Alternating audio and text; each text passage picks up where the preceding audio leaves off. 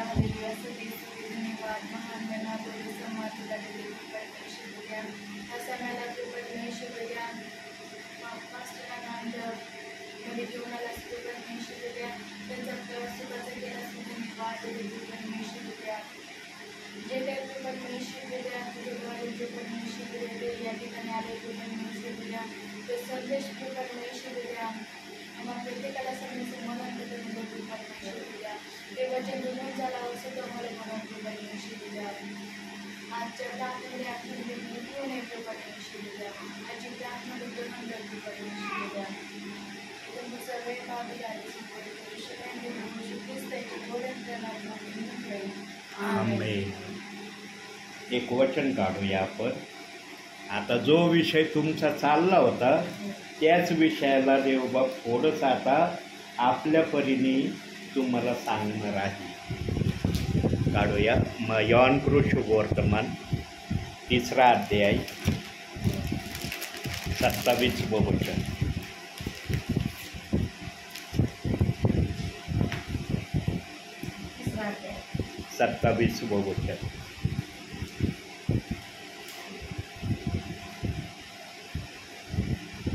योहानाने उत्तर दिले, मनुष्याला स्वर्गातून दिल्यावाचून काही मिळत नाही. बस काय उत्तर दिलं योहानाने भिडेला?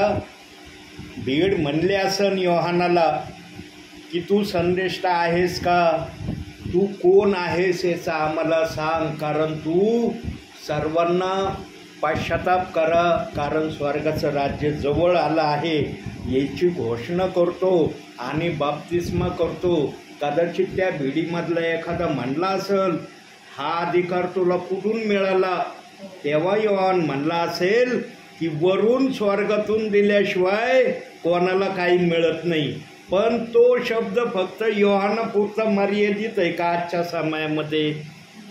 तो शब्द सर्वांसाठी आहे.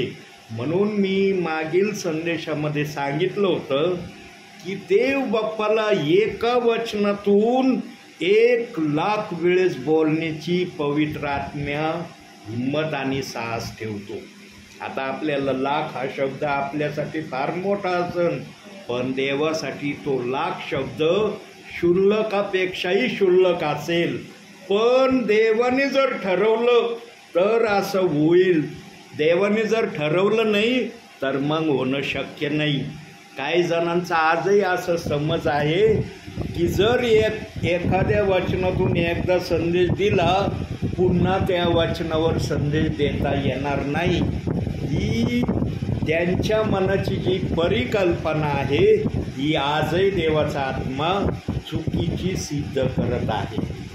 आता बघा कोणतं वचन दाखवलंय, आपला विषय कोणता होता आणि तुम्ही त्या विषयात काय बोलत होते की आम्ही जेव्हा या ठिकाणी राहण्याला येण्या अगोदर आम्ही देव बाप्पाकडे उपासाने प्रार्थना करत होतो.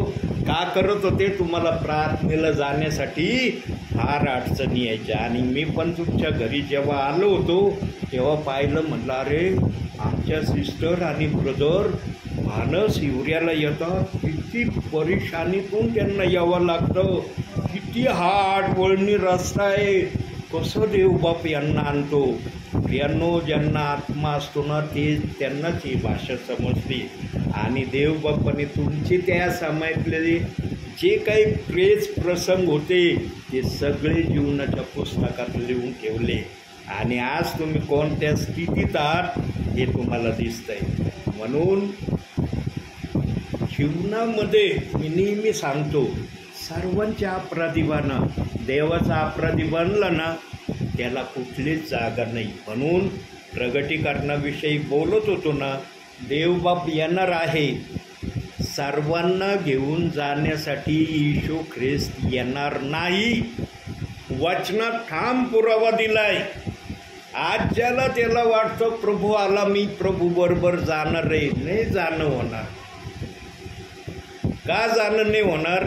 वचन बघू आपण. मत्तई शुभवर्तमान 22वा अध्याय 14वं वचन. बोलवलेले बहुत आहेत पण निवडलेले थोडके आहेत. बघा देव बाप्पाने हे वचन का ठेवलं बायबलमध्ये? आणखी एक वचन बघू. प्रगटीकरण 17वा अध्याय 14वं वचन.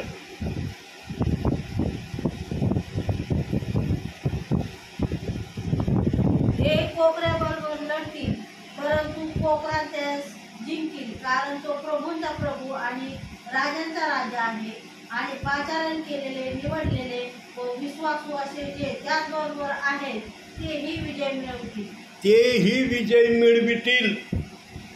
आता पाचारण केलेले म्हणजे कोण? बोलवलेले, निवडलेले आणि विश्वासू.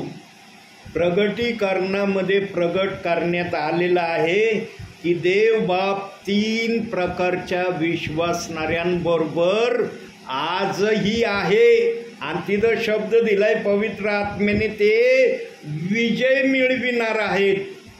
आता सांगा, हे विजय मिळविणारे जर आहेत, मग जर हे प्रेषित 2:38 वचनाला नाकारणारे आहेत, तरी देव बाप्पाचा आत्मा म्हणतो हे विजय मिळविणारे आहेत.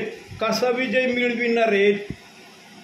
आता जरा एक वचन बघू आपण. प्रगटीकरणाचंच पुस्तक 22वा अध्याय 18-19 वचन.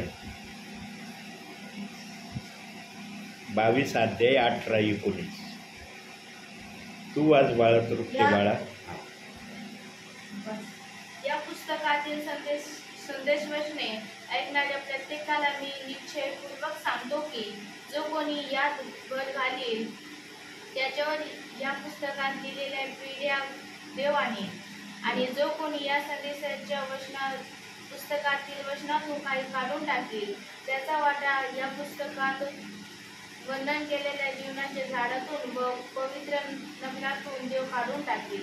मला वाटलं याच्यात ते वचन नाही, म्हणून मी तृप्ती बाळाला वाचायला सांगितलं. प्रियांनो, इथं जर देवबाप असं बोलतोय की माझ्या वचनाला जर कुणी काढून टाकील तर त्याला मी स्वर्गात घेणार नाही, त्याला जीवनाच्या झाडाचं फळ खाऊ देणार नाही. मग या ठिकाणी जे पाचारण केलेले, निवडलेले, विश्वासू जे 3 प्रकारचे प्रियजन आहेत, त्याच्यातले निवडलेले वेगळे केले, तर मग विश्वासू आणि पाचारण केलेल्या लोकांना देवबाप विजय कोणत्या बेसवर देणार आहे? आणि तर प्रगटीकरण 22:18-19 मध्ये म्हणतोय की वचनाला दोष लावणाऱ्यांना मी माझ्या स्वर्गात घेणार नाही. मग याचं काय गुज आहे? एकीकडे देवबाप ही भाषा बोलतोय, एकीकडे देवबाप विजयाची भाषा बोलतोय. मग देवबाप्पाला नेमकं सांगायचंय काय? हे जे विजयी होणारे लोक आहेत ते कशा प्रकारचे विजयी लोक होणारे? देवबाप यांना विजयी का करणार आहे? कोणती अशी गोष्ट यांनी केली आहे किंवा करत आहे म्हणून देवबाप्पाला वाटलं की यांना विजयी करायचं? कारण वचनाला हे शब्दशः नाकारणारे आहेत. आज बघा, काही जणांना प्रेषित 2:38 वचनाचा रेफरन्स जर काढला ना, अहो त्यांच्या मनाचा समतोल बिघडून जातो. तळ पायाची आग मस्तकापर्यंत जाते आणि बोलताना त्यांचे ना असा थरथर काप होताना पर्यंत मी पाहिलाय. म्हणजे इतका टेन्शन ते त्या वचनाविषयी आपल्या मनात धरून चाललेत, तरी देवबाप त्यांना विजयी करणार आहे. बघा आता देवबाप्पाची बोली भाषा. काढले का बायबल? दिसतंय माझ्या हातात बायबल. कुठून बोलतोय मी? रस्त्याने तयारी केली होती, आमच्या बहिणीच्या परिवारात चाललोय. आता मी अशा प्रकारे काही सांगणार आहे. यांनो, पवित्र आत्मा तुम्हावर येईल आणि तो तुम्हाला सांगन काय सांगायचं. आणि ते वचन ठेवले. वचन बघू आपण. लूक 12:12. देवबाप जे पण बोलतो त्याचा पुरावा बायबलमधून. 12वा अध्याय 12वंच वचन. लोककृष्ण वर्तमान. कारण तुम्ही काय बोलावे ते पवित्र आत्मा त्याच घटकेस तुम्हाला शिकवेल. त्याच घटकेस म्हणजे याच घटकेस शिकवी. मला नव्हतं माहिती काय की मी काय बोलणार आहे, काय आपला विषय काय चालला होता. देवबाप्पांनी त्याच विषयाची नस धरून मला लगेच सांगितलं, बाळा मी आज या ठिकाणी बोलणार आहे, आणि बोलणारच आहे असं नाही, रेकॉर्डिंग पण करणार आहे. मला देवबाप जिथं दाखवतो ना प्रियांनो, तिथं मी रेकॉर्डिंग केल्याशिवाय राहत नाही. कारण माझ्या देवाची इच्छा पूर्ण करण्यासाठी देवाने मला आपल्या राज्यात घेतलंय आणि सेवक बनवलंय. जर मी त्याची इच्छा पूर्ण नाही करत तर मी कुठला सेवक आहे? मग आत्मा जर एक सांगतोय मी वेगळंच जर करतोय. म्हणून मी बोलताना आपल्या प्रार्थनेच्या अगोदर काय बोललो की देवाचा आत्मा जर हजारोंच्या भीडीमध्ये येऊ शकतो तर देवाचा आत्मा जिथे दोघे किंवा तिघे आहेत त्यांच्यामध्ये पण आत्मा येण्याची तयारी करतो. आहेत का इथं जादा प्रियजन? दिसतात जादा प्रियजन? पण आमच्यामध्ये प्रभू आहे. जिथं प्रभूची उपस्थिती आहे तिथं सगळ्या गोष्टीची मोकळीकता आहे, असं योहानाच्या 4व्या अध्यायाच्या 23-24 वचनात प्रभू बोललेला आहे.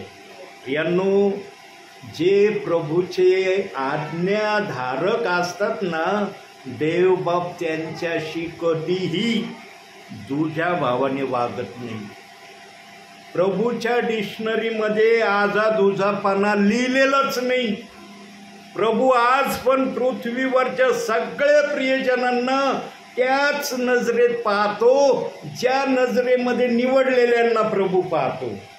असं नाही की प्रभू फक्त निवडलेल्यांना वेगळ्या दृष्टिकोनातून आणि पाचारण केलेले आणि विश्वासू यांना वेगळ्या दृष्टिकोनातून पाहतो. म्हणून त्यांनी काय म्हटलंय जरा बघू आपण बायबलमधून. रोमकरस पत्र 2रा अध्याय 7वं वचन बघा. प्रभू काय म्हणतोय तिथं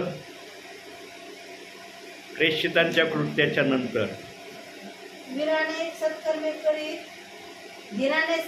करीत राहून जे गौरव सन्मान व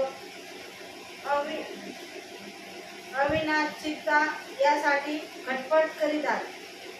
2रा अध्याय 7वं वचन.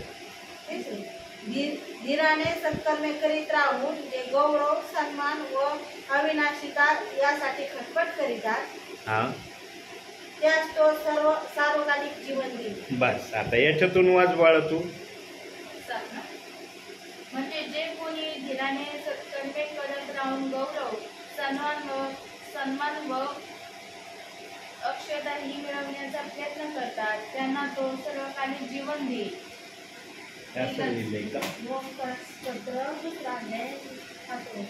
आता याच्यातून वाचतो बरं. माझं बायबल काढायचं नव्हतं पण देवबाप मला म्हणतोय काढ आता बाहेर. माझ्या याच्यातून वाचतो ते वचन. सॉरी तरी मी म्हणलं कस काय गाड्या वचन बदली झालं. 6वं वचन वाचा. 6वं. तो प्रत्येकाला ज्याच्या त्याच्या कर्माप्रमाणे फळ देईल. हा, मला हा शब्द दाखवायचा होता. मी म्हणलं अरे मला देवबाप दाखवतोय शब्द येईल आणि वचनातून हा शब्द कस काय येऊ राहिलं मला हे दाखवायचं. हे बघा, ज्याच्या त्याच्या कर्माप्रमाणे प्रतिफळ द्यायला तो आजही सक्षम आहे किंवा भक्कम आहे. आता एकीकडं त्यांना नाकारण्याची भाषा आहे, एकीकडं त्याला स्वीकारण्याची भाषा प्रभू करतोय. का बरं प्रभू दोन्ही भाषा बोलतोय? मग काहीतरी मध्ये प्रभूच्या मनात असेल ना, म्हणून यांना स्वीकारतोय यांना नाकारतोय. दोन्ही प्रक्रिया प्रभू करतोय, पण विजय देण्याचं मात्र तो सर्वांना ठरवतोय. आता एखादं म्हणून बाबा हे वचन कसं काय हे सेवक सांगू राहिलेत, एकीकडं नकारात्मक आहे एकीकडं सकारात्मक आहे. मग या नकारात्मक आणि सकारात्मकामध्ये देव बाप्पाला काय प्रगट करायचं आहे? वचनाला दोष लावणारा जर प्रभू म्हणतो स्वर्गात मी घेणार नाही, मग त्यांना विजय कसं काय प्रभू देणार आहे? फार महत्त्वाचं कारण आहे प्रियांनो. म्हणून आत्म्याजवळ जी भाषा आहे ना ती भाषा कोणाजवळ नाही, आणि आत्मा जे प्रगट करणार आहे ते कोणाला सांगता येणार नाही आत्म्याशिवाय. आता का प्रभू यांना विजय देणार आहे प्रगटीकरण 17-14 प्रमाणे त्याचं उत्तर आपण बघू. इब्रिकराचं पत्र 13वा अध्याय 16वं वचन. इब्रीकराचं पत्र, याकोबाच्या पत्राच्या अलीकड इब्रीकराचं पत्र, याकोबाच्या अलीकड 16. परोपकार व दान धर्म करणे विसरू नका, कारण अशा यज्ञाने देव संतुष्ट होतो. प्रियांनो, हे कृत्य जे विश्वासणारे आपल्या भावी जीवनामध्ये वारंवार प्रभूला खुश करतील. आता सांगा, ज्यांनी प्रभूला खुश केलंय, प्रभू त्यांना नाराज करील का? ते जरी वचनाला नाकारणारे आहेत, पण देवबाप त्यांच्याकडे लक्ष लावेल का नाही? म्हणून जेव्हा प्रभूचं आगमन होणार आहे त्यावेळेला या प्रियजनांचा हा जो परोपकार त्यांनी देवासाठी केलेला आहे ना, सैतानाच्या तावडीमध्ये 7 वर्षाकरता या कृतीमध्ये जेवढे प्रियजन आहेत, एवढ्या प्रियजनांना प्रथम प्रभू उचलणार आहे. म्हणजे निवडलेले उचलल्यानंतर हे उचलले जाणार आहेत बरं का. कारण बायबलमध्ये निवडलेल्यांचं पहिलं वर्णन केलेलं आहे, ते वचन मी दाखवील. परंतु सैतान जेव्हा प्रभूचं आगमन होईल तेव्हा सैतानाची फक्त एक दृष्टी राहणार आहे, अरे किती जण खाली थांबणार आहेत, किती जण जाणार आहेत. त्यावेळेला सैतान ढवळाढवळ करायला येणार नाही बरं का. कोणाला खेचणार नाही, कोणाला अडवणार नाही, कोणाला काही बाध आणणार नाही. कारण सैतानाचे सगळे कोट देवबाप बांधून टाकणार आहे. आणि मग आपल्या विश्वासणाऱ्यांना प्रभू आपल्याबरोबर घेणार आहे. त्याच्यामध्ये हे परोपकार करणाऱ्यांची पण देवबाप आठवण करणार आहे. सांगा आता, जे प्रभू बरोबर जाणार ते विजयामध्ये आहेत का पराजयामध्ये? जे सैतानाच्या तावडीत थांबणार नाही ते विजयामध्ये येतील का नाही? ते म्हणतील का आम्ही पराजयामध्ये? पण वर गेल्यावर ज्या ठिकाणी प्रभू जाणार आहे त्या ठिकाणी त्यांची तपासणी होईल. यांनी हा परोपकार किती केला, कसा कसा केला, कुठं कुठं केला, किती वेळेस केला, सगळं पाहिलं जाईल. आणि मग वचनाकडे देवबाप लक्ष देईल. अरे, यांनी बायबलच्या एखाद्या वचनाला दोष लावला का?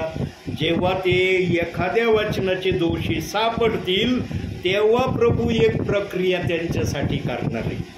काय प्रक्रिया करणार आहे? मग वचनातून बघू. प्रगटीकरण 11वा अध्याय 2रं वचन.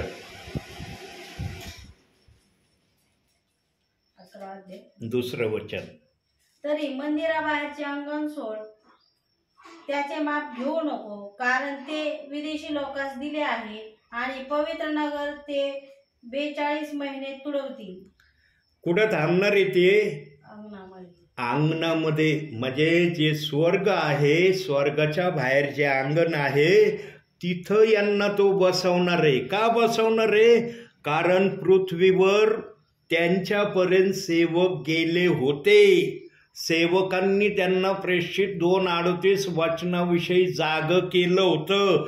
जसं एहेजकेलाच्या पुस्तकामध्ये सांगितलेलं आहे की चौकीदाराने जर लोकांना जाग केलं नाही आणि ते जर जागे झाले नाही आणि जर ते मेले, जे जागेने झाले लोक ते मेले, तर त्या मेलेल्या लोकांच्या रक्ताचा हिशोब यांच्याकडून घेतला जाईल. असं एहेजकेल मला वाटतं 18 आणि 7व्या वचनात सांगितलेलं आहे. पारेकऱ्याने जर लोकांना जाग केलं नाही ते तर त्यांच्या पापाने मरणार, पण त्यांच्या रक्ताचा हिशोब या पारेकडे मागितलं जाणार आहे. तसं प्रियांनो, या समयामध्ये सेवक आज प्रेषित 2:38 वचनाची घोषणा करत आहेत निरनिराळ्या ठिकाणी. आज औरंगाबाद या ठिकाणी आहे ना, औरंगाबाद या ठिकाणी. जरी निम्मे नांदूरमध्ये आलोय मी, पण औरंगाबाद किती लांब आहे इथून? 5-6 किलोमीटर अंतरावर औरंगाबाद हे आहे. प्रियांनो, तुमच्यापर्यंत पण हे वचन देवबाप्पाने आणले. कशासाठी? की तुम्ही त्या वचनात आलेले आहात. तुम्ही म्हणता का आम्ही हे वचन मानित नाही? प्रेषित 2:38 वचन आम्ही मानित नाही म्हणता तुम्ही, नाही असं कारण तुम्ही बाप्तिस्मा या वचनाचा घेतलेला आहे. तसं प्रियांनो, या वचनाची सेवा अजूनही काही ठिकाणी देव बाप्पाला सांगायची आहे. ते प्रियजन 11:2 प्रगटीकरण वचनाप्रमाणे अंगणात जाऊ नये म्हणून सेवकांना प्रभू आजही पाठवतोय आणि या वचनाची घोषणा करतोय. पण जे ऐकतील आणि त्या वचनाप्रमाणे करतील तेच या अंगणापासून सुटतील, स्वर्गात जातील. पण जे कोणी ऐकणार नाहीत, म्हणते ना आम्हाला पेत्राचं ऐकायचं नाही, आम्हाला येशूचं ऐकायचंय, येशू मोठा का पेत्र मोठा, हे जे त्यांचे सवाल आजही त्यांच्या डोक्यामध्ये आहे, याचं उत्तर येशू ख्रिस्त आपल्या समयात देणार आहे. त्यावेळेला हे ओरड करतील, प्रभू पृथ्वीवर तर आम्ही नाही ऐकलं सेवकांचं, पण आता तू जे सांगशील ते आम्ही करायला तयार आहे. तेव्हा येशू ख्रिस्त काय म्हणणार आहे, मला जे सांगायचं होतं ते मी माझ्या सेवकांच्या द्वारे तुम्हाला पृथ्वीवर सांगत होतो, का नाही ऐकलं तुम्ही? म्हणून पेत्राला काय अधिकार दिला प्रभूने, जे काही तू स्वर्गात बांधशील ते पृथ्वीवर बांधलं जाईल आणि जे काही पृथ्वीवर बांधशील ते स्वर्गात बांधलं जाईल. काय एवढा मोठा अधिकार दिला? जर स्वर्गाची भाषा देवबाप्पाला बोलायची नसती ना, तर देवबाप्पाने ही भाषा केलीच नसती. म्हणून देवबाप्पाने एवढा मोठा पेत्राला आशीर्वाद दिलाय. पण आजच्या काही विश्वासणाऱ्यांना, काही सेवकांना आत्मिक चक्षु त्यांचे उघडे नसल्यामुळं ते आजही पेत्राला दोष लावते, पेत्राच्या विरोधात आजही काही बोलते. त्यांना पेत्राची किंमत काहीच वाटत नाही, त्यांना पेत्र म्हणजे एकदम साधारण व्यक्ती वाटतो. परंतु देवाच्या नजरेमध्ये पेत्र अनमोल मोती आहे. आणि जो पेत्राचे अनमोल शब्द ऐकून त्याप्रमाणे करल, तोही विश्वासणारा पेत्रासारखा अनमोल प्रभूच्या नजरेमध्ये आहे. म्हणून आम्ही पेत्राचं ऐकून त्याप्रमाणे करतो. न तर आम्ही म्हणू शकत नाही का, अरे अख्ख्या पृथ्वीवरचे काही पाळक, काही विश्वासणारे पेत्राला नाकारतात, आम्ही का पेत्राचा स्वीकार करतो? कारण आम्हाला देव बाप्पाने तो आत्मा दिलेला आहे, ज्या आत्म्यातून पेत्र बोललेला आहे. ज्याला पेत्राचा आत्मा मिळतो तो पेत्राच्या शब्दाचा इन्कार करत नाही. ज्याला पेत्राचा आत्मा देवबाप देत नाही, मग ते पेत्राविरुद्ध काही बोलत राहतात, काही अपशब्द काढतात. निरक्षर आहे, अनपढ आहे, मासे धरणार आहे, त्याचा आम्ही का म्हणून ऐकायचो? पेत्राचं ऐकलं तर मग येशूचं कोण ऐकून? पेत्र कोणाच्या नावाने बोलत होता? आता मी या ठिकाणी आलोय ना, मी माझं नाव माहिती ना तुम्हाला, पगारी पास्टर आहे ना, माझं नाव पगारी पास्टर आहे. पण मी भाषा कोणती बोलतोय? येशू ख्रिस्ताची भाषा बोलतोय ना, का पगारी पास्टरची भाषा बोलतोय? हेच पेंटिकॉस्टच्या दिवशी झालं. इतकं सोपं विधान आहे, पण या विश्वासणाऱ्यांनी, काही सेवकांनी या विधानाला जाणून बुजून वाकडी वाट दाखवली. स्वतः वाकड्या वाटेवर चाललेत आणि इतरांना पण वाकड्या वाटेवर घेऊन चाललेत. प्रियांनो, जो आत्मा देवाच्या राज्यात येणार आहे, देव बाप त्या आत्म्याला हार हालमध्ये वाचवणार आहे. म्हणून आमच्या प्रभूचं येणं अजूनही थांबलंय. आता आमचा प्रभू विचार नाही करत बसला, जाऊ का नको, माझे विश्वासणारे घेऊ का नको. कारण प्रभूने ज्यांची नावं प्रगटीकरण 3:5 या वचनाप्रमाणे ज्यांना आपल्या राज्यात घ्यायचं ठरवलंय, प्रभू त्यांना आपल्या राज्यात घेतल्याशिवाय राहणार नाही. म्हणून आजही या वचनाची सुवार्ता सेवक सांगत आहे. प्रियांनो, तुम्ही अतिशय धन्य प्रियजन आहात की तुम्ही या वचनाचा स्वीकारच नव्हे तर बाप्तिस्मा पावलेले प्रियजन आहात. आणि तुम्हाला प्रभू भोज विधीमध्ये सम्मिलित होण्याचा प्रभूने अधिकार दिलेला आहे. आता तुम्ही जाता किंवा नाही हे प्रभूला माहिती, आणि जर काही कारणामुळं जात नसले तर देव बाप्पाला तेही कारण कळतं, कारण आमच्या बाळाला बाळ झालेलं आहे, त्यामुळं कदाचित तुम्ही या रविवारच्या प्रभू भोजविधीला गेले नसताल. देव बाप्पाला कारण कळतं प्रियांनो, पण देवबाप हर कारणामध्ये त्या विश्वासणाऱ्याला स्थिर ठेवण्यामध्ये पण मदत करतो. प्रियांनो, एक गोष्ट ध्यानात ठेवा. आता एक वचन बघू आपण, त्या वचनावर मी थोडंसं बोलणार आहे 1-5 मिनटं. प्रेषितांची कृत्य 9वा अध्याय. फार महत्त्वाचा शब्द प्रभू देणार आहे आता. 9वा अध्याय 15वं वचन. तेव्हा प्रभूने त्याला म्हटले, जा, कारण विदेशी लोक, राजे व इस्रायलाची संतती यांच्यासमोर माझे नाम घेऊन माझ्या कीर्तात तो माझे निवडलेले पात्र आहे. कोण निवडलेले पात्र आहे? शाऊल हा निवडलेलं पात्र होतं. जो शाऊल ख्रिस्ती म्हणवणाऱ्या लोकांचा छळ करायचा, मारहाण करायचा, जेलमध्ये डांबायचा, त्या शाऊलाला देवबाप वचनाच्या शेवटी म्हणत आहे, ते माझे निवडलेले पात्र आहे. सांगा, त्या समयामध्ये जे ख्रिस्ती म्हणवणारे विश्वासणारे होते त्यांच्या मनामध्ये शाऊलाविषयी कधी असे विचार आले असतील का की हा निवडलेलं पात्र आहे प्रभूच्या नजरेत? शाऊलाविषयी ख्रिस्ती लोकांच्या मनात काय भय आणि दडपण असेल, अरे आम्हाला पकडतोय की काय आणि आम्हाला जेलमध्ये तुरुंगात टाकतो की काय. बरोबर, शाऊलाची एवढी दहशत त्या समयामध्ये होती. आणि 1 ते 14 वचनापर्यंत हेच सांगितलं की शाऊल कसे ख्रिस्ती लोक पकडायचा, कसे तो घेऊन जायचा आणि कसं जेलमध्ये त्यांना डांबायचा. प्रियांनो, जो जेवढा वाईट असतो ना जगामध्ये, देव बाप जास्त त्यांचा स्वीकार करतो. आता दुसरं उदाहरण, त्या वधस्तंभावरचे 2 चोर चांगले होते का? त्यांचं कॅरेक्टर चांगलं होतं का 2 चोरांचं? त्यांना जर मरणदंडाची शिक्षा जगिक न्यायाधीशांनी दिलेली होती म्हणजे त्यांचं कॅरेक्टर चांगलं नव्हतं म्हणून त्यांना ती शिक्षा मिळाली होती ना. आमच्या प्रभूने दिली का त्यांना ती मरणदंडाची शिक्षा? एक चोर नाही वाचू शकला, त्याच्या बोलण्यावरून तो वाचला नाही, पण एक वाचला. का वाचला? कारण त्याने देवाचं ऐकायचं ठरवलं.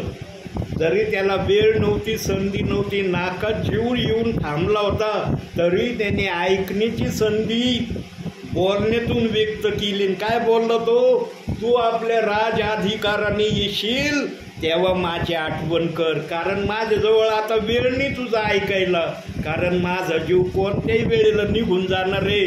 पण तुझ्या समयात आल्यावर या पापी माणसाची आठवण कर की याला पण तुझं काहीतरी ऐकायचं आहे. मी जगामध्ये आपल्या मनाने भरपूर केलं, सगळं जगाला वाईट होईल मी असंच वागलो, काही माझ्या जीवनात चांगलं झालं नाही. चांगलं नाही झालं म्हणून मला मरणदंडाची शिक्षा जगिक न्यायाधीशाने दिली. मी जर चांगलं केलं असतं तर मला मरणदंड मिळाला नसता. हे त्याला त्या वाक्यातून बोलायचं होतं. आणि जेव्हा देवाने पाहिलं, येशूने आत्म्यात पाहिलं, अरे हा माझ्या बाजूने पूर्णपणे यायला तयार आहे, तेव्हा येशूने पण त्याच्या वाक्याचं उत्तर दिलं, आजच तू माझबरोबर सुख लोकात असशील. आणि हे शब्द ऐकल्यानंतर तो चोर कोणत्या समयाला त्याने आपला प्राण सोडला ते सांगता येणार नाही. पण चोराने हा शब्द ऐकल्यावर आपला प्राण सोडून दिला आहे असं बायबलचं वचन आम्हाला शिकवित आहे. आणि तो चोर आजही सुखलोकामध्ये प्रभू येशू बरोबर आहे. प्रियांनो, जे जितके वाईट असतात ना, देव बाप त्यांचा जितका जवळीकतेने स्वीकार करायचा तेवढ्या जवळीकतेने स्वीकार करतो. आता सध्या वर्तमान काळात आहेत ना आपण, का भविष्य काळात आहे, का भूतकाळात आहे? वर्तमान काळात आहे ना. आज मी प्रेषित 2:38 वाचनाची वार्ता सांगतो. ठिकठिकाणी गावोगावी ज्या विश्वासणाऱ्यांनी जेवढा या वचनाचा विरोध माझ्यासमोर बोलून प्रगट केलाय ना, तेच विश्वासणारे पहिले प्रेषित 2:38 वाचनाला स्वीकारणार आहे. आणि मला चांगल्या प्रकारे माहीत आहे कोणकोणत्या विश्वासणाऱ्यांनी कोणकोणत्या प्रकारे या दासाचा त्या वचनाच्या आधारावर अपमान केला आहे. त्याच्यातले काही प्रियजन आज प्रेषित 2:38 वाचनाच्या वाटेवर आहेत, काही जण बाप्तिस्म्याच्या तयारीत पण आहेत. आणि मी लवकरच बाप्तिस्मा करण्याची तयारी पण करत आहे. लक्षात ठेवा प्रियांनो, माणसाचा अगोदर वाचा जाती, नंतर जीव जातो. कोणत्याच व्यक्तीचा असं होत नाही बरं का की त्याची वाचा जात नाही, पहिला जीव जातो. पहिली वाचा जाती, मग जीव जातो. आणि मी आमचे ब्रदर जे विजय काकडे ब्रदर आहेत, देवाचे दास आहेत, त्यांना जो शब्द दिलेला आहे तो शब्द मी हर हालमध्ये पूर्ण करणार आहे. हा वेळ लागतोय तो शब्द पूर्ण व्हायला, पण तो शब्द मी हर हालमध्ये पूर्ण केल्याशिवाय राहणार नाही. मी कशात बोलतोय? हे संदेशातून सांगतोय ना. म्हणजे हे कोण बोलत आहे माझ्यामधून? पवित्र आत्मा बोलत आहे ना. आणि जर पवित्र आत्मा हे बोलत आहे तर सेवक या शब्दापासून माघार घेईल का? म्हणून प्रियांनो, देवाचा आत्मा, एक वचन बघू आपण, 2 पेत्र, साक्षीदार बघू आता या वाक्याला. साक्षीदार 2 पेत्र, याकोबाच्या पत्रानंतर 2 पेत्र 1 अध्याय 21 वचन. 1 अध्याय 21 वचन. कारण संदेश मनुष्याच्या इच्छेने कधी झालेला नाही, तर पवित्र आत्म्याने प्रेरित झालेल्या मनुष्याने देवापासून तो सांगितलेला आहे. आता जर हा पवित्र आत्म्यातून आलेला शब्द माझ्या मुखातून देवाने प्रगट केलाय, मग या शब्दापासून मी पळवाट काढील का? या शब्दाला पूर्ण न करण्याचा निश्चय मी घेईल का? प्रियांनो, जे पवित्र आत्मा बोलत आहे ते केल्याशिवाय हा दास राहणार नाही. पण मी पण सेवेमध्ये काहीतरी एक टार्गेट ठेवलेलं आहे देवासमोर.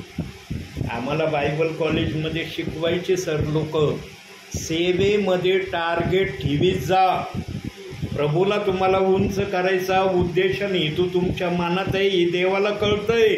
पण देवाने जर विचारलं काय टार्गेट ठेवलं तू माझ्या सेवेमध्ये मला उंच करण्याचा, तेव्हा तुम्हाला बोलता आलं पाहिजे की प्रभू मी अशा अशा तऱ्हेचं टार्गेट किंवा अशा अशा तऱ्हेचं प्रकाशन तुझ्या सेवेला उंच करण्याचं ठरवलेलं आहे. प्रियांनो, बायबल कॉलेजमध्ये काही गोष्टी अशा अनुभवाच्या आहेत की त्या घेणं आमच्या जीवनासाठी आवश्यक आहे. म्हणून बायबल कॉलेज त्या समयामध्ये जे चालत होते, ज्या समयामध्ये मी बायबल कॉलेज केलं आहे, त्यावेळेचे जे शिकवणारे ब्रदर आहेत ते असं टॅलेंटेड शिकवायचे की मला त्यांचे काही वाक्य आजही लक्षात आहे. एका ब्रदराचं एक वाक्य आजही माझ्या लक्षात आहे, ते तुम्हाला सांगतो. जेव्हा ते ब्रदर बोलत होते, सर बोलत होते आम्हाला शिकवताना, तेव्हा त्यांनी आम्हाला एक वाक्य बोलले होते. आणि कुणी ते वाक्य कसं घेतलं, काय प्रकारे घेतलं मला माहीत नाही. पण मी जेव्हा ते घेतलं ना, तेव्हा मी फार विचारात पडलो, फार गोंधळात पडलो. अशी माझ्यावर वेळ आली एक वेळेस, त्या विचाराने मला जेवण देखील जेवायला वर्ज्य करायला भाग पाडलं. म्हटलं हा विचार इतका मला जेवणापासून माघार घेण्यास लावतोय, नेमका हा विचार काय? ऐका आता तो विचार. ते सेवक बोलले होते, सेवकाईमध्ये तुम्हीच अपराधी, सेवकाईमध्ये तुम्हीच वकील आणि सेवकाईमध्ये तुम्हीच जज. म्हटलं एकच व्यक्ती आरोपी, एकच व्यक्ती वकील आणि एकच व्यक्ती जज, कसं काय हो? हे काय माझ्या बुद्धीला समजून नाही राहिलं. आज जगामध्ये कोणी आरोपी असलं तर वकील वेगळा लागतो, जज वेगळा लागतो, पण इथं एकच व्यक्ती 3 प्रकारच्या गोष्टी करणारा, गुन्हे करणारा, वकिली करणारा आणि न्याय पण देणारा. या विचाराने मी इतका काय भ्रमित झालो, इतका काय खिन्न झालो. पण देवबाप्पाने माझ्यामध्ये एक स्वभाव गुण ठेवलेला आहे, मी कधी कोणाला प्रत्युत्तर करत नाही. सहन जेवढं करता येईल तेवढं मी सहन करण्याचा प्रयत्न करतो. आणि जोपर्यंत त्या बायबल कॉलेजमध्ये होतो, कधीच सरांना म्हटलं नाही, सर तुम्ही हे जे विधान वापरलं या विधानाला फोडून सांगा मला. आणि ते बोलणारे सेवक म्हणले होते, या गोष्टीचा अनुभव तुम्हाला सेवेमध्ये गेल्यावर कळेल, आता कळणार नाही. कारण आता तुम्हाला खायला मिळतंय, राहायला मिळतंय, सगळ्या गोष्टी इथं दिल्या जातात. पण सेवकाईमध्ये गेले ना, मग तुम्हाला माझ्या या वाक्याची आठवण येईल. आणि कोणाला आठवण येऊ अगर नाही येऊ, पण मला खरंच सेवकाईमध्ये त्या सेवकाच्या शब्दाची आठवण झाली आणि सेवेमध्ये मला डिसिजन घ्यावे लागले. आणि मी डिसिजन प्रभूच्या सानिध्यामध्ये घेतले. एक डिसिजन मी माझ्या जीवनामध्ये घेतलेला आहे, हे वचन दाखवतो तुम्हाला. नीतिसूत्रे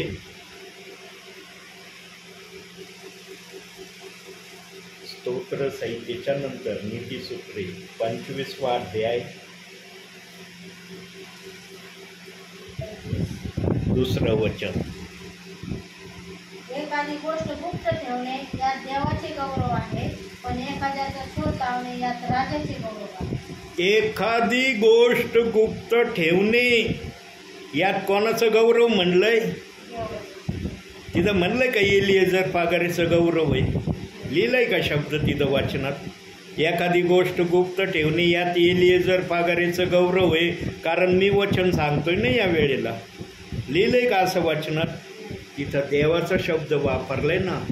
मी पण एक गोष्ट प्रभूच्या सानिध्यामध्ये आजपर्यंत गुप्त ठेवली, पण त्यात देवाचंच गौरव आहे. त्या गोष्टीत माझं शून्याचंही गौरव नाही.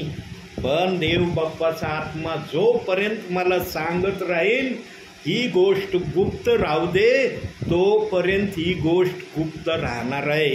काल रात्री शास्त्रीनगरला केडगाव या ठिकाणी मी संदेश दिला. तिथं 2 गोष्टी माझ्या मनात होत्या. त्याच्यातली एक गोष्ट मी याच मोबाईलमध्ये रेकॉर्डिंग झालेली आहे, ती तुम्हाला ऐकायला भेटन. आणि इतकी सविस्तररित्या प्रभूंनी ती गोष्ट प्रगट केली. पण एक गोष्ट अजूनही माझ्या हृदयात आहे, ती अजून ओपन मी केलेली नाही.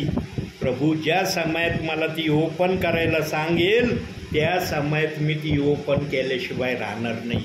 कारण देवाला ज्या समयात ते सांगणं मान्य होईल त्या समयात हा दास बोलायला बिलकुल घाबरणार नाही.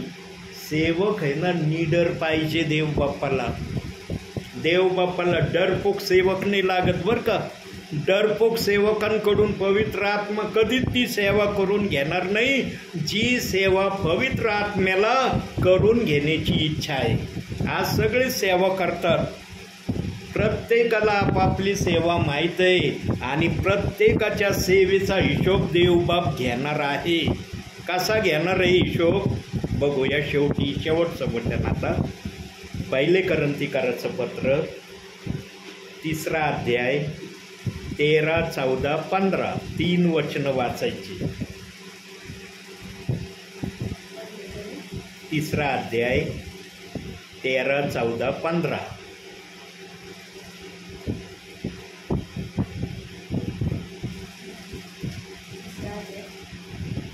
13, 14:15. तर बांधणाऱ्या प्रत्येकाचे काम उघड होईल. तो दिवस ते उघडकीस आणेल, कारण तो अग्नीसह असा प्रकट होईल आणि प्रत्येकाचे काम कसे आहे याची परीक्षा अग्नी करेल.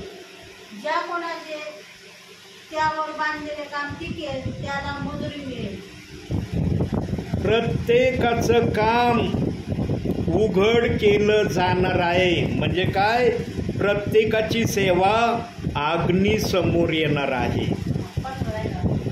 जे कोणाचे काम जळून जाईल त्याचा तोटा होईल, तथापि तो स्वतः करेल, परंतु जणू काय अग्नीतून बाहेर पडल्यासारखा करेल.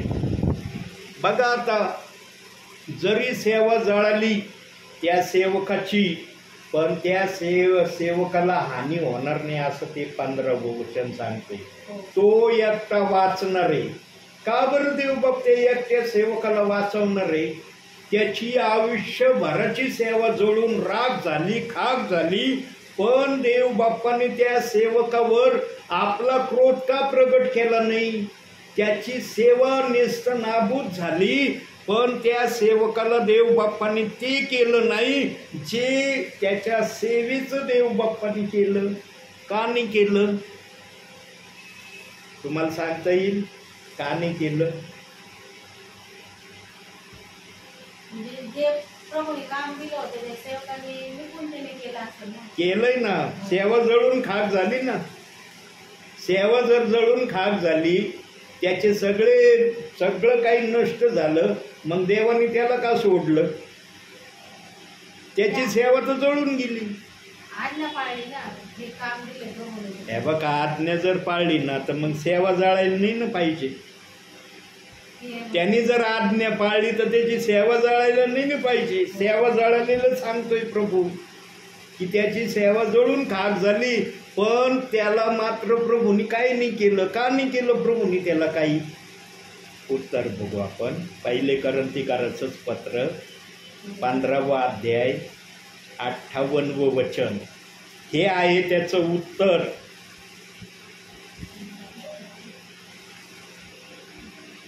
यास्तव माझ्या प्रिय बंधूंनो, प्रभूमध्ये तुमचे श्रम व्यर्थ नाहीत हे तुम्ही जाणून आहात. म्हणून तुम्ही स्थिर, अढळ व प्रभूच्या कामात सर्वदा अतितत्पर असा. आता सांगा, ज्यांची सेवा जळाली त्या सेवकाने सेवेसाठी कष्ट घेतला असेल का नसेल? धावला असेल का नसेल? त्याने देवाची सेवा केली असेल का नसेल? हा, त्याची सेवा जळाली तो भाग वेगळा आहे, पण त्याचे परिश्रम तर देवबाप्पांनी लक्षात घेतले ना, की हा माझ्यासाठी धावला, माझ्यासाठी याने संदेश सांगितला, माझ्यासाठी याने एक्सेट्रा जे काय करायचं प्रभूमध्ये ते केलं, पण ते त्याचं टिकलं नाही. तो भाग वेगळा आहे. त्याच्या श्रमाचं त्याला फळ दिलं जाईल, म्हणून तो वाचला जाणार आहे. न तर ज्याची सेवा जळून खाक होईल, देवबाप त्याला का सोडतोय? हे आहे त्याचं उत्तर. आज चालली ना सेवा निरनिराळ्या प्रकारे. प्रत्येक सेवक सेवाच करतोय ना, मग तो कुठल्या फेजचा असू द्या, कोणत्या मिनिस्ट्रीचा असू द्या, कोणत्याही संस्थेचा असू द्या, पण सेवा कोणाची करतोय? तो प्रभू येशू ख्रिस्ताचीच करतोय सेवा. त्याच्या मुखातून शब्द निघतोय ना की मी प्रभू येशू ख्रिस्ताची सेवा करतोय. हा, त्याची सेवा जळल का राहील हे त्यांना माहिती नाही. सेवा त्यांची जळणार नाही ज्यांनी वचनाप्रमाणे आचरण केलेलं आहे. ज्यांनी वचनाप्रमाणे आचरण केलेलं नाही त्यांची सेवा जळाल्याशिवाय राहणार नाही. पण देवबाप त्यांच्या परिश्रमाची, त्यांच्या श्रमाची आठवण करणारा देव आहे. म्हणून प्रभू आपल्या वचनात काय म्हणतो? मी अन्यायी नाही, पक्षपाती नाही. आमचा प्रभू जे बोलतो ते नुसतं बोलत नाही, करून दाखवतो. यांची सेवा जरी जळाली तरी त्या सेवकाला प्रभू वाचवणार आहे. म्हणजे त्या सेवकाला नाश होणार नाही त्या सेवकाचा. पण आज आम्ही वेगवेगळे प्रकारचे शब्द ऐकतो प्रियांनो. काय शब्द ऐकतो? जो स्वर्गात येणार नाही तो सेवक असो, सेविका असो, ब्रदर असो, डायरेक्ट म्हणतात ती नरकात जाणार आहे. बायबलमध्ये जर तसं लिहिलेलं नाही तर विचारपूर्वक सेवकांनी सर्वांनी बोलावं. देव बाप्पांनी जर सर्वांना वाचवायचं ठरवलंय ना तर त्यांचा नाश करणारं कुणी नाही. ज्या जिभेने येशू ख्रिस्ताचा स्वीकार केलाय, गुडघ्यावर येऊन एकदा का होईना प्रार्थना केली, देव बाप त्या प्रियजनांची आठवण करण का नाही? का म्हणून तुम्ही टेम्पररी आले होते, जाता नरकामध्ये. फक्त नाश कोणाचा होईल माहिती का? नाश कोणाचा होईल दाखवतो. इब्रिकाराचं पत्र, इब्रिकाराचा याकोबाच्या पत्राच्या अलीकड 3रा अध्याय 12वं वचन. पटकन वाचा. 12वं वचन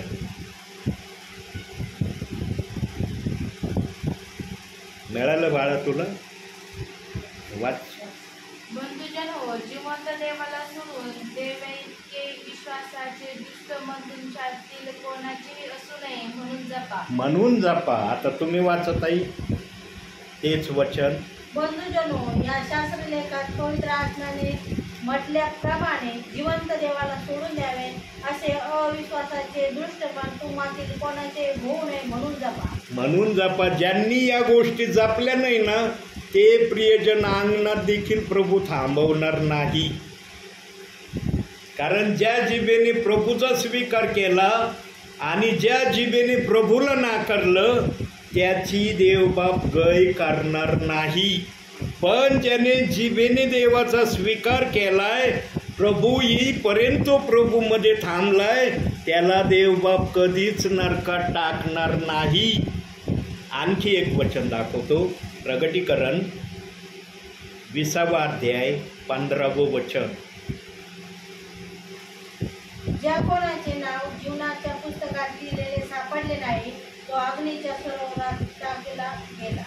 हे ठरलेले लोक आहेत, हे फिक्स झालेले लोक आहेत की यांचं देवबाप हेच करणार आहे.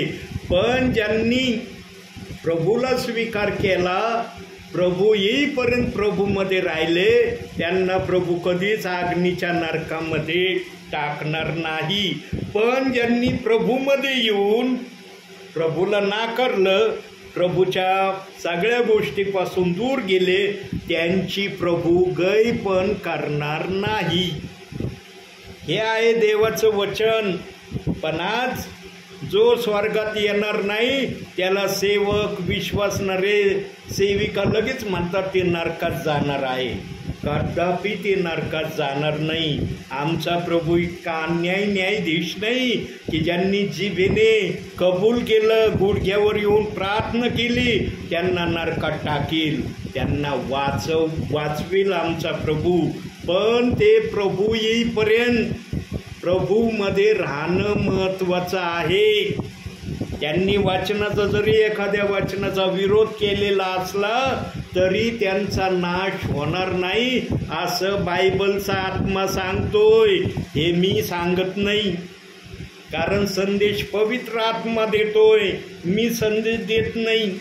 म्हणून दिसतंय माझ्याजवळ काही दिसतंय तुम्हाला वही की अरे ब्रदर वहीत बघतेत आणि आम्हाला सांगतेत. म्हणून प्रियांनो, माझ्याजवळ जर कुठलं काही साधन नाही आहे आणि मी फक्त तोंडून जर बोलतोय तर हे पवित्र आत्मा तुम्हाला सांगत आहे. म्हणून या वाक्यावर विश्वास ठेवा. अंतिम समयात माझ्या नावाने पुष्कळ येतील. म्हणलं ना देवबाप पुष्कळ येतील. पण आजचे काही सेवक, काही विश्वासणारे म्हणतात शेवटल्या काळी माझ्या नावाने पुष्कळ येतील ना. ते कोण पुष्कळ आहेत माहिती का? प्रेषित 2:38 वचन सांगणारे पुष्कळ येतील. आणि हे खोटे संदेश ते आहेत. हा प्रचार आज विश्वासणाऱ्यांमध्ये काही सेवक आणि काही विश्वासणारे खुलेआम करत आहे.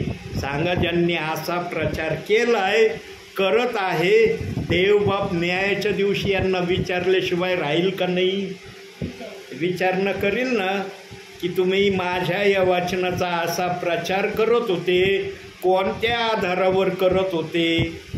मला जर हे वचन बायबलमध्ये ठेवायची भीती वाटली नाही, तर तुम्हाला या वचनाचा आपोआप प्रचार करण्याची भीती का वाटली नाही?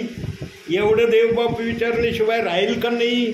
म्हणून या जिभेमध्ये जीवन आहे आणि या जिभेमध्ये स्वर्गाच्या बाहेर राहणं पण नाही आणि या जिभेमध्येच नरकामध्ये जाणं पण आहे. ज्यांनी प्रभूला पूर्णपणे सोडून दिलं ते वाचले जाणार नाही, पण जे प्रभूमध्ये राहून प्रभूच्या वचनाला दोष देतील ते प्रभू वाचवणार आहे. पण त्यांना स्वर्गात नाही जागा, अंगणात जागा देवाने ठेवली. म्हणून आमचा प्रभू न्यायाधीश आहे. वचनातून देवबाप सिद्ध करतो. पवित्र आत्मा हर प्रकारची भाषा बोलण्यास समर्थ आहे. फक्त बोलणारा सेवक देव बाप्पाला निडर हवा आहे. डरपोक सेवकाला देवबाप कधीच इतकं बोलत नाही जितकं पवित्र आत्म्याला बोलण्याची इच्छा आहे. म्हणून मी पण निडरतेने देवबाप जे मला बोलायला सांगतोय मी सांगितल्याशिवाय राहत नाही. होतं का माहिती बहिणींनो तुम्हाला की आज आम्हाला देवाचं वचन ऐकायला मिळणार आहे? होतं माहिती? असा आहे आमचा देव. जे तुमच्या ध्याना मनात नसेल देव बाप ते करून दाखवतो. मला पण माहिती नव्हतं की आमच्या बहिणीने का आज आम्हाला असं म्हटले की प्रथम माझ्या बहिणीच्या घरी जा आणि नंतर माझ्याकडे या. मला पण हे वाक्य कळलं नाही, पण म्हणलं आमच्या बहिणीला देव बाप्पाने जर अशी प्रेरणा दिली तर आमच्या बहिणीच्या सांगण्याप्रमाणेच मी करणार आहे. आणि बहिणीच्या सांगण्याप्रमाणे केलं मी आणि इथं काय होतंय याला साक्षीदार तुम्ही. म्हणून देवाचा मनोगत आम्ही समजून त्याप्रमाणे वागण्यामध्ये आमची धन्यता आहे. म्हणून आजच्या छोट्याशा संदेशातून देवबाप तुम्हाला आणि मला भरपूर आणि भरपूर आशीर्वाद देव. आमेन. किती मिनिटाचा झाला माहिती?